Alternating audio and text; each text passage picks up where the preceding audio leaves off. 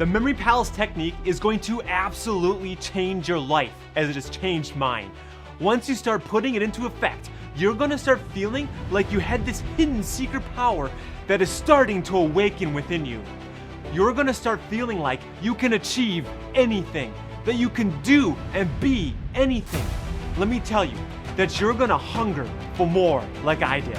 Because the reality that I could actually learn and remember it was completely life-changing for me, and it is still changing my life today. So the Memory Palace technique is actually a very old technique that has been around for about 2,500 years, dating back to at least 477 BC, stemming to a Greek poet, Simonides. And it's a great story, but I'm going to spare you the history lesson for now and just teach you it. So without further ado, here it is. A memory palace is simply a place or room in your mind where you place the information that you are trying to remember. Memory palaces are places that you know very well, like your house you live in, or the house you grew up in, the school that you went to, a restaurant or a store that you know well, the library, a gas station, or even a friend's house.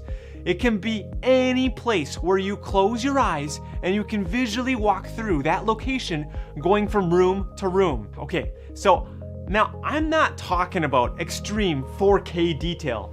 I'm more talking like 144p kind of detail. This is a decent example of how I see things in my rooms. The best way to build your memory palace is to stand in the doorway of every room of your house and going around the room clockwise or counterclockwise and pick 5 stations in each room. A good station would be beds, lamps, chairs, couches, tables, a fridge, sinks, toilets, TVs, computers, anything that is at least somewhat big. Don't pick really small items. You could also use the corner in a room or a window if you needed to, but using furniture will help make the info that you're trying to remember stick in your mind a whole lot better. So pick 5 stations and label them Station 1, Station 2, Station 3, Station 4, and Station 5. Then go on to the next room and stand in the doorway and pick another 5 items or places and number them Station 6, Station 7, Station 8, Station 9, and Station 10. And go on to the next room and pick another 5 items or places and to be stations. So like Station 11, Station 12, 13, 14, and 15. You would do this for your whole house. And a good rule of thumb to follow is try not to have your stations too close to each other. Try to give them as much space as possible. So after you have numbered your whole house, I want you to close your eyes and see each station starting at station number 1 and say each station till you get to the last station in your house.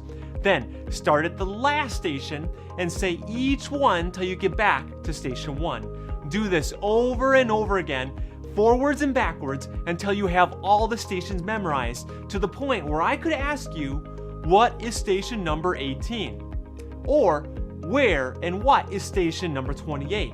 And so forth. Now, you might be thinking, wow, that was a lot of work, Kyle.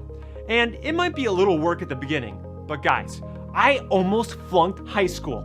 If I would have known about this technique, which I'm going to explain further, I would have passed high school with an A, easy. It's absolutely mind-boggling why this wasn't taught in schools. So just put in the little work that there is, and you're going to thank me later. Plus, I'm not asking you to memorize your house. You already know your house. I'm just asking you to put 5 stations in each room. Okay, let's do a little example and put the memory palace into action so you can see its benefits. Let's say you had to memorize the first 5 elements of the periodic table.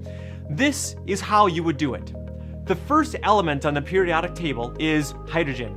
So, to get this to stick in your minds, what we need to do is to take the word hydrogen and turn it into a picture. For me, when I think of hydrogen, I think of a hydrogen bomb. So, on station number 1, I have a hydrogen bomb sitting on a dresser. For me, station number 1 is a dresser. So, whatever your station number 1 will be, place a hydrogen bomb next to it. Now, just having a bomb there is an okay image, But to really make the image stick in your mind so that you won't forget it, we are going to add some emotion to it. To really make it stick, I would also have a guy tied up and gagged, and he's just sweating and staring at the hydrogen bomb that is counting down to his death. Now, the reason for this rather violent and scary image is that the secret to the memory palace technique is that the more emotion and exaggeration you can make the image, the more easily you're going to remember it. So use all of your senses when making your image. Use your sense of touch, smell, taste, sight, and hearing. So hear the sound of the hum of the bomb warming up before exploding. Smell the smoke that it's giving off. Imagine touching it and feeling how hot it's getting, and taste the sweat of death that is approaching.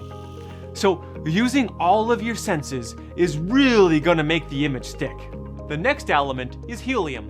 When I think of helium, I think of balloons. Now, having a balloon for an image is fine if you want to forget it. What I do is I have a scary clown holding a red balloon. And that scary clown is laughing in a high pitch as if it had breathed in the helium. So I would place the scary, laughing clown in station number 2, which for me is a recliner. The third element on the periodic table is lithium. When I think of lithium, I think of lithium batteries. But I don't just think of a lithium battery. I think of the king of lithium batteries, which in my mind is Elon Musk, who owns Tesla, the electric car company. So my image might be Elon Musk sitting on a throne of car batteries, and he is saying something like, "My batteries are going to change the world," or something to that nature. So I would have Elon Musk sitting on a throne of batteries in station number 3. The fourth element on the periodic table is beryllium. For this one, I might do something a little different and use the rhyming technique with it. Beryllium starts off sounding like brrr, like you're cold. And as a whole, beryllium rhymes with the name William. So for this one, I might use William Wallace from the movie Braveheart, shivering and saying, beryllium. So station number 4 would have the shivering William Wallace saying beryllium. And the fifth element on the periodic table is boron. For this, I might visualize a student in the desk falling asleep and he's yawning, boring. And then a teacher walks up to the student and slaps the student's hands with a ruler. And the student starts screaming in pain while the student is shaking his hands. Ah! So, station 5 would have a teacher slapping a ruler over the hands of a yawning student. Disclaimer, I do not believe in inflicting harm on students. This is purely for educational imagery. Alright guys, we're gonna wrap up today's lesson, and here's the good news. I have no homework for you, alright? But here's something very important. I do not want you to create your first memory palace just yet. There are a few more things that you must know about before you create your first memory palace. And if you get it wrong, it is going to leave you with a world of headaches. And as a cliffhanger to today's lesson, there is something very important that you have to know about in order to remember this information or any information till the day you die. And that I will reveal next week. If you found value in this video and you just can't wait until next week, then I do have my free mini course, which teaches you how to never forget people's names and faces. It has 6 videos of learning and training on how to never forget a name or a face again. A skill, guys, that has really changed my life. You can check it out at memoryacademy.net or by clicking on the link in the description below. I'll see you guys next week.